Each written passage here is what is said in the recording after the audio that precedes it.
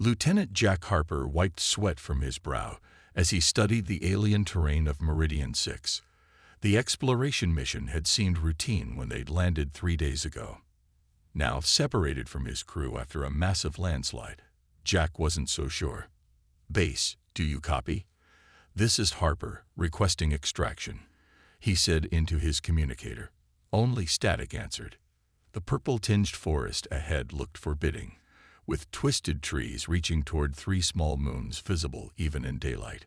Jack checked his oxygen levels, still good for another 30 hours, and adjusted his pack.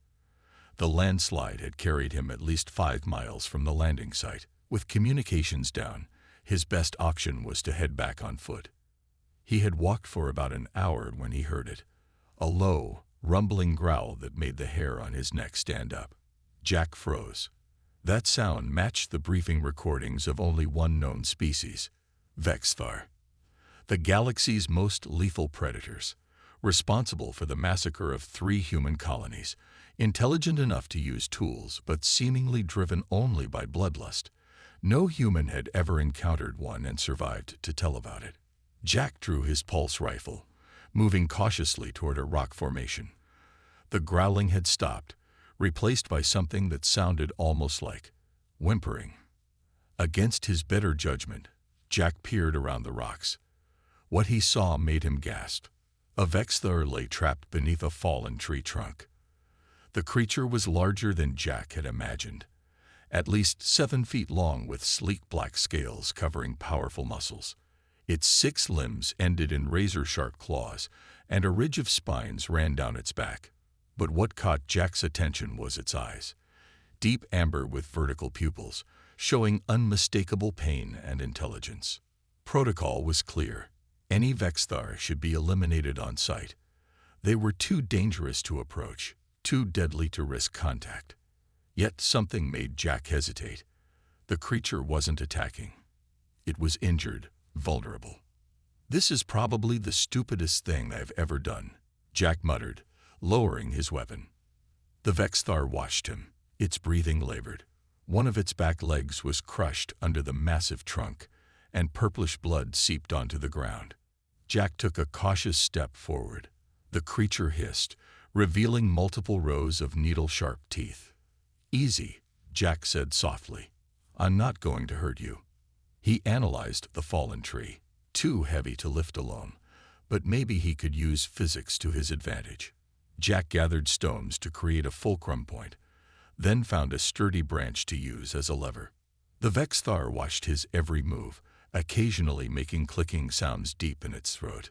"This might hurt," Jack warned as he positioned the lever, "but it's your only chance." With all his strength, Jack pushed down on the branch. The tree trunk lifted slightly. The Vexthar let out a shriek but pulled its injured leg free, then collapsed again. Jack backed away quickly, raising his rifle. The creature made no move to attack. Instead, it dragged itself a few feet away, leaving a trail of blood, before turning to face him. Jack felt something brush against his mind, a sensation he'd never experienced before. Images flashed through his thoughts, running through alien forests, hunting strange creatures, swimming in silver lakes. Then a sense of gratitude, unmistakable despite its alienness. "You're telepathic," Jack whispered in awe. The Vexthar tilted its head, then projected another image, Jack helping remove the tree, but from the creature's perspective. "You understand me," Jack said. "Or at least, you understand what I did." The Vexthar made a humming sound, then attempted to stand but fell back with a whimper. Jack knew his crew would consider him insane, but he couldn't leave the creature to die. He slowly approached again, removing medical supplies from his pack. "I'm going to help you," he said, kneeling beside the injured predator. "And I think I'll call you Shade." Somewhere in orbit, Jack's crewmates had likely already reported him as lost in the landslide. No one would come looking for days. Until then, he and this creature, the most feared predator in known space, would need to rely on each other to survive. Jack woke to the sound of bones crunching. He jerked upright, hand reaching for his rifle before remembering where he was. Across the small cave they'd found for shelter, Shade was finishing the remains of something that looked like a cross between a deer and a lizard. 3 days had passed since their first meeting. Jack's leg injury from the landslide had grown worse, leaving him unable to travel far. Ironically, the predator everyone in the galaxy feared was now his lifeline. Shade noticed Jack watching and pushed a portion of the meat toward him with one clawed limb. "Thanks, but I'll stick with my ration bars," Jack said, patting his pack. Human digestive systems weren't designed for alien proteins. The Vexthar made a clicking sound that Jack was starting to recognize as amusement. Their communication was improving rapidly. Jack couldn't receive the telepathic images as clearly as Shade could project them, but they had developed a rudimentary understanding. "So, all the reports about your species being mindless killing machines, not exactly accurate, huh?" Jack said conversationally as he checked his wound. Shade's amber eyes fixed on him, and Jack felt the now familiar sensation of thoughts brushing his mind. Images came. Vexthar hunting in packs, complex social structures, young being taught by elders. Then darker images, humans firing first, Vexthar defending their territory. Escalation on both sides. "We misunderstood each other from the beginning," Jack murmured. "But why don't your people attempt communication instead of attacking?" The answer came as impressions rather than words. Vexthar operated primarily on instinct when threatened. Their first response was always defensive aggression. Communication came only after trust was established. "And you're different because..." Shade projected memories of being outcast from the pack. Too curious, too willing to observe before attacking. A dangerous trait for a predator species. Jack laughed. "So you're the weird one who asks questions first and bites later." "I can relate." When Jack attempted to stand, pain shot through his infected leg. He fell back with a groan. Without proper medical treatment, the infection would continue spreading. Shade moved closer, examining the wound. Before Jack could protest, the Vexthar extended a forked tongue and licked the infected area. "Hey, what are you?" Jack started, then stopped as cooling relief spread through his leg. The angry red streaks began fading almost immediately. Shade projected an image. Vexthar saliva contained compounds that killed harmful microorganisms. It was how they prevented their prey from spoiling before consumption. "That's both disturbing and incredibly useful," Jack admitted. "Thanks." That night, as temperatures dropped dangerously low, Jack awoke shivering. His thermal blanket wasn't designed for Meridian 6's extreme weather shifts. He was considering burning his emergency flares for warmth when a heavy weight settled beside him. Shade's body temperature ran several degrees hotter than a human's. The Vexthar curled around Jack like a giant cat, raising its spines to create a pocket of warm air. "Never thought I'd be cuddling with the galaxy's deadliest predator," Jack muttered, but he gratefully accepted the warmth. The next morning, they were awakened by a distant rumbling. Shade was instantly alert, muscles tensed. Jack limped to the cave entrance and used his binoculars to scan the horizon. "Rescue ship," he said, spotting the familiar outline of a human vessel. Relief and strange disappointment mingled in his chest. They must have tracked my beacon. Shade withdrew to the back of the cave, projecting images of humans attacking Vexthar. "They'll shoot you on sight," Jack realized. "Everyone thinks your kind are monsters." Jack made a decision then, one that would change the course of human-Vexthar relations forever. He removed his identification tags and placed them around Shade's neck. "You saved my life. Now we're going to change how our species see each other," he said firmly. "But this won't be easy. Are you with me?" Shade's response was simple, an image of them standing side by side, facing whatever came next together. The rescue team arrived with weapons drawn, a standard procedure on any potentially hostile planet. 4 soldiers in combat gear fanned out while Captain Lisa Winters stepped forward, her eyes widening at the sight before her. "Lieutenant Harper, step away from that creature immediately," she shouted, raising her rifle. Jack stood his ground, positioning himself between the guns and Shade. "Captain, hold your fire. This Vexthar saved my life." The soldiers exchanged confused glances. No one lowered their weapons. "It's controlling your mind, Harper," said one soldier, finger twitching near his trigger. "These things are telepathic. It's making you protected. If Shade wanted me dead, I would have been dinner days ago." Jack replied calmly. "Everything we think we know about the Vexthar is wrong. They're intelligent, social beings." Captain Winters studied the scene with narrowed eyes. The Vexthar wasn't attacking or even displaying aggressive posture. It simply stood beside Jack, watching the humans with evident caution, but no hostility. "Harper, you realize what you're asking.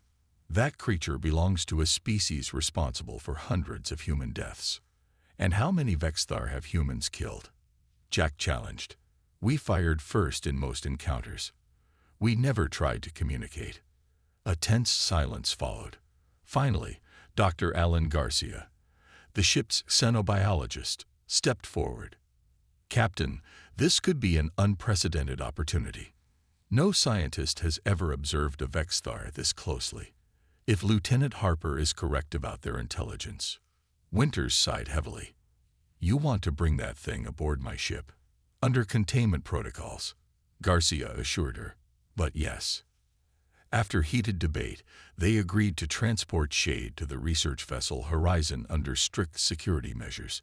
Jack insisted on staying with the Vexthar, promising he could maintain their fragile communication link. Aboard the Horizon, Shade was placed in a reinforced observation chamber. Jack refused to leave the adjoining monitoring room, explaining to Dr. Garcia how their unusual bond had formed. "It's not exactly language," Jack explained as Garcia took notes. "More like sharing experiences, memories, emotions, sensations." Shade was an outcast because of being too curious about other species. "Fascinating," Garcia murmured, watching the Vexthar examine its surroundings with evident intelligence. "If they're truly sapient, the ethical implications of our previous encounters are troubling." News of the captured Vexthar spread quickly through the ship. Most crew members viewed Shade with fear and suspicion, avoiding the observation deck entirely. Others came to stare at the legendary predator, surprised to find it behaving more like a thoughtful prisoner than a mindless killer. On the third day, Commander Roy Phillips arrived from military headquarters. "Lieutenant Harper, a word in private," he requested, eyeing Shade with undisguised hostility. In the commander's temporary office, Phillips didn't bother with pleasantries. "That creature's biology could revolutionize our understanding of regenerative medicine and enhance our military capabilities. We're transferring it to the research station on Ganymede." Jack's stomach dropped. "Sir, Shade is not an it. The Vexthar are sentient beings with their own society and culture." "That's not your determination to make, Lieutenant," Phillips said coldly. "Your emotional attachment is clouding your judgment." When Jack returned to the observation room, he found Dr. Garcia reviewing security footage with a troubled expression. "Commander Phillips sent a team to collect tissue samples while you were gone," Garcia whispered. "Shade allowed it, but I don't think your friend understands the military's intentions." Jack felt sick. "They're going to dissect Shade, aren't they?" Before Garcia could answer, the ship's alarm blared. A voice over the intercom announced, "Emergency transmission from Outpost Delta. Vexthar attack in progress. All combat personnel report to briefing room immediately." Jack and Garcia exchanged alarmed looks, then rushed to the observation window. Shade was pressed against the glass, amber eyes fixed on Jack, projecting urgent images of Vexthar warriors, human captives, and what appeared to be small Vexthar being held in cages. "They're not attacking randomly," Jack realized. "They're looking for something." Dr. Garcia's face paled. "Or someone." Commander Phillips dismissed Jack's theory immediately. "You expect me to believe the Vexthar are conducting a rescue mission? They're animals, Lieutenant. Deadly ones." "With respect, sir, that's exactly what I'm saying," Jack insisted. The briefing room had fallen silent, all eyes on him. "Shade has shown me images of young Vexthar in human captivity.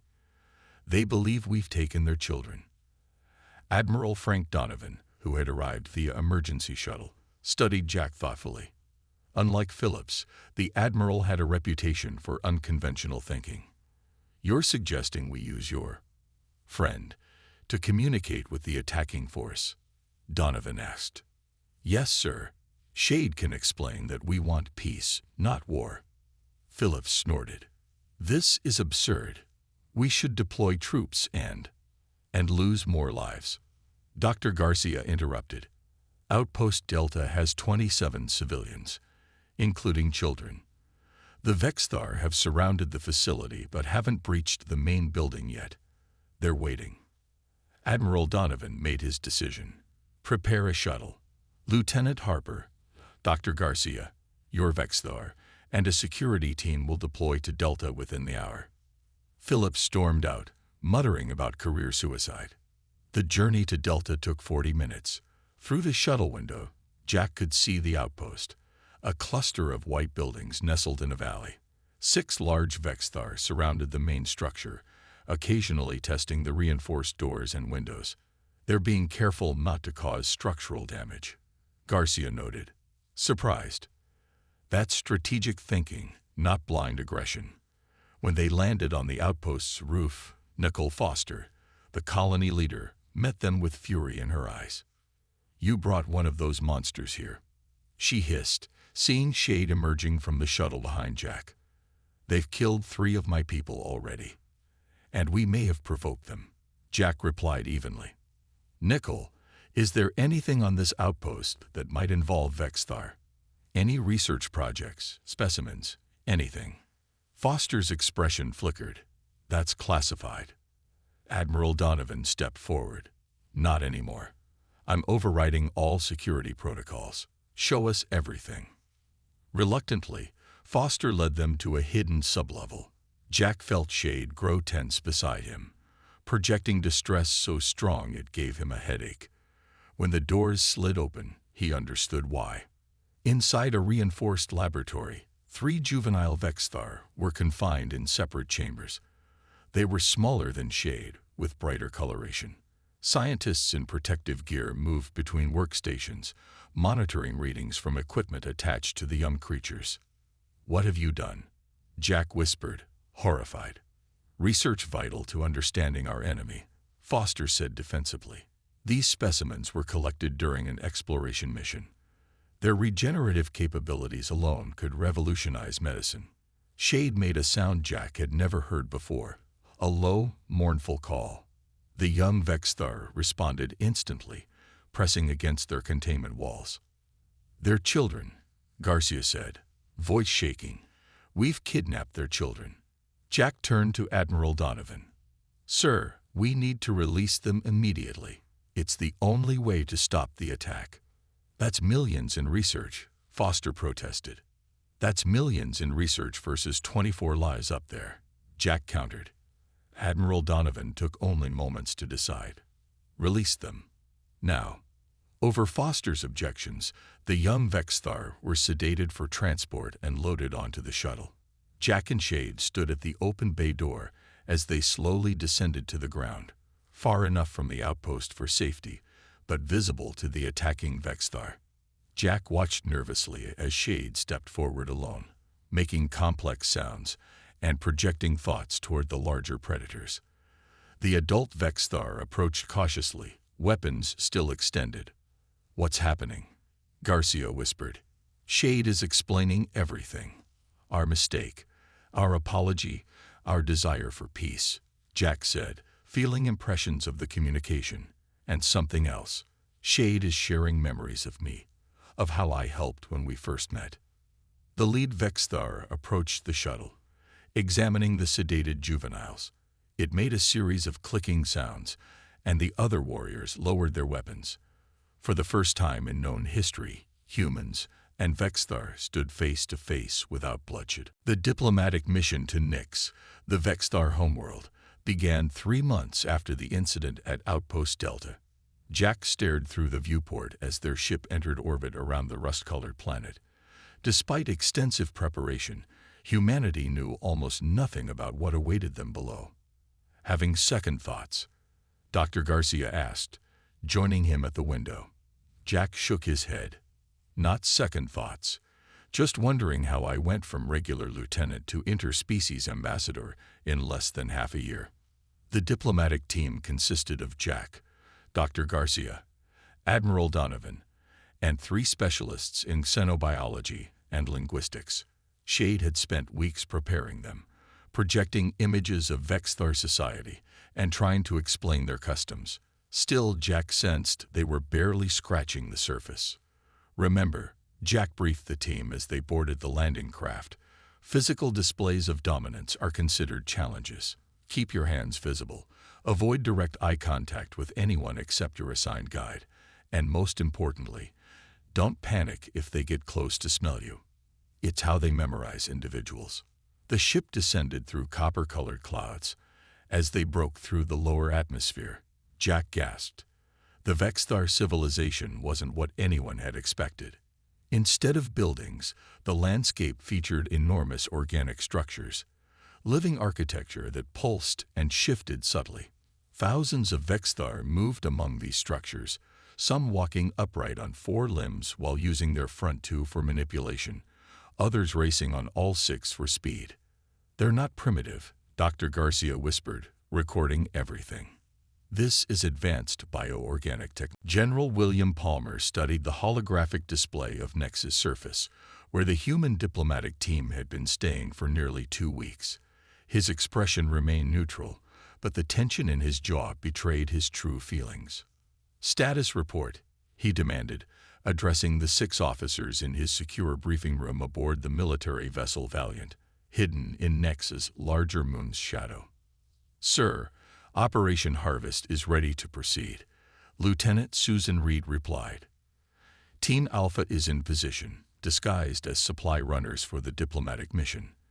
They have the containment units prepared for specimen collection." Palmer nodded. "And what about Harper? He's developed an unusual connection with these creatures. He could be problematic." "We've developed a plan to neutralize him temporarily," Reed assured him. "Non-lethal sedation that will appear to be a mild allergic reaction to local food. By the time he recovers, we'll be gone with our specimens." What Palmer didn't share with his team was the true scope of his mission. The Vexthar regenerative abilities and natural weapon systems were too valuable to ignore. The official mission documents mentioned biological samples.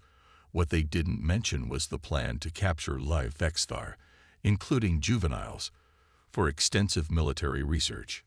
Meanwhile, on Nix's surface, Jack was beginning to notice concerning patterns. Supply shuttles were arriving more frequently than scheduled. New personnel he didn't recognize were replacing familiar faces. When he questioned Admiral Donovan, the answers seemed rehearsed. "Something's wrong," Jack told Dr. Garcia as they shared a meal in their quarters. "Donovan's hiding something. And have you noticed the extra security staff? They're not regular military. They're special ops." Garcia lowered his voice. "I overheard 2 of them discussing containment protocols. Jack, I think someone's planning to take Vexthar specimens back to Earth." Jack felt cold dread spreading through him. After all their progress building trust, this would destroy everything, and likely restart the war with catastrophic consequences. "We need to warn the Council," Jack said, standing. Before he could reach the door, it slid open to reveal armed soldiers. "Lieutenant Harper." "Dr. Garcia," said Lieutenant Reed with a thin smile. "General Palmer requests your immediate presence regarding a security matter." Jack recognized a detention team when he saw one. "Of course. Let me just inform Shade." "That won't be necessary," Reed interrupted, hand moving to her weapon. "Please come with us now." Jack and Garcia exchanged glances before allowing themselves to be escorted to a secure room. As the door locked behind them, Jack immediately began searching for ways to escape. "They're going to capture Vexthar for experimentation," Garcia said, voice shaking, "after everything we've accomplished." Jack found no surveillance devices in the room. Palmer's team had been hasty in their preparations. "We need to warn both sides.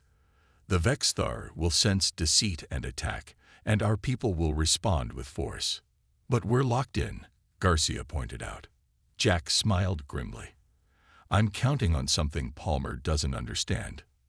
Miles away in the Vexthar Council chamber, Shade suddenly stiffened. The bond formed with Jack over months of close contact had grown stronger than either species realized. Though not clear like direct communication, Shade could sense Jack's distress and general location. Shade approached Elder Krith, projecting urgent images of humans with weapons and cages. The Elder's reaction was immediate. Security protocols activated throughout the settlement. Back in the detention room, Jack worked frantically to short-circuit the door using components from the room's lighting system. When it finally slid open, they found the corridor empty. Palmer's forces had already begun their operation. We need to get to the communications center, Jack said. Warn both our ship and the Vexthar Council.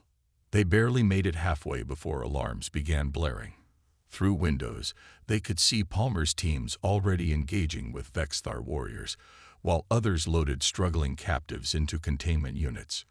We're too late, Garcia whispered. Jack spotted Shade racing toward the human complex, moving faster than any human could run. No, we're not. But we need to hurry. As they rushed toward the central command post, an explosion rocked the building. Palmer had triggered the backup plan. Create enough chaos that specimen extraction could proceed during the confusion. Jack spotted General Palmer directing operations from a raised platform. Jack awoke in the human medical facility on Nyx, his shoulder bandaged and throbbing. He tried to sit up immediately, memories of the battle flooding back. Easy, Dr. Garcia said, gently pushing him back down. You lost a lot of blood. Shade, Jack managed to say, his throat dry. Where's Shade? Garcia's expression grew somber. In critical condition. The Vexthar healers and our medical team are working together, but he didn't finish the sentence. Jack pulled himself up despite the pain. Take me to Shade. Now. The Vexthar medical chamber was unlike anything Jack had seen before. The walls pulsed with bioluminescent light that changed colors in rhythm with Shade's weakening life signs. 3 Vexthar healers worked around a pool of regenerative fluid where Shade floated, barely moving. Multiple wounds from both human and Vexthar weapons had torn through the Predator's body. Admiral Donovan stood nearby with Elder Krith, both looking grave. When they saw Jack, Donovan approached. Palmer and his team have been arrested for treason, Donovan said. The Vexthar Council has agreed not to hold all humans responsible for the actions of a few, largely because of your intervention. Jack barely heard him, his attention fixed on Shade's still form. The wounds? Too severe, one of the human doctors explained. The damage to vital organs is extensive. Vexthar have remarkable regenerative abilities, but there are limits. Jack moved closer to the pool, kneeling despite the pain in his shoulder. He reached out to touch the fluid, feeling the familiar mental touch of Shade. Much weaker now, but still present. There must be something we can do, Jack insisted. Elder Krith made a series of clicking sounds that Jack had learned meant regretful negative.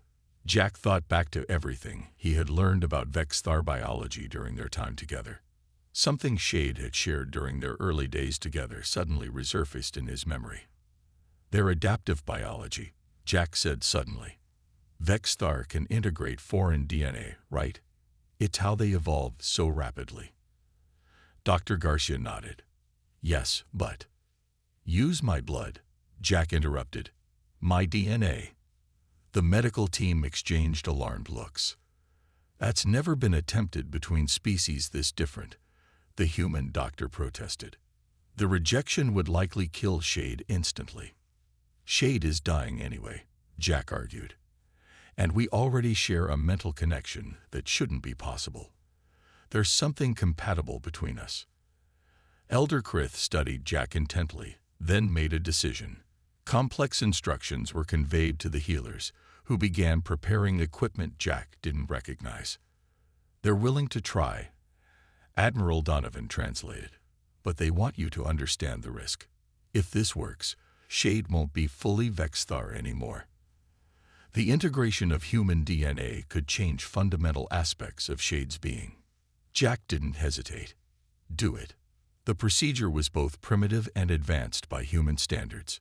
Jack's blood was drawn directly and processed through a biofilter that extracted specific genetic material. This essence was then introduced into the regenerative pool where Shade floated, now barely clinging to life. For several hours, nothing seemed to happen. Jack refused to leave, keeping vigil beside the pool. Then, slowly, the fluid began to change color, shifting from pale blue to a deeper purple.